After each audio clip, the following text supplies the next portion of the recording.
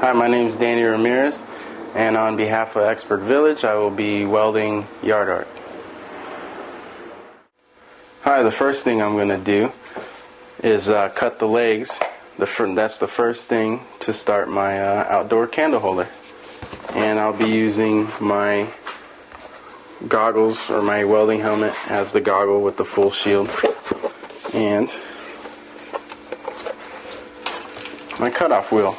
And I have this clamped. I'm going to be holding it down too, but I have it clamped right here for extra safety.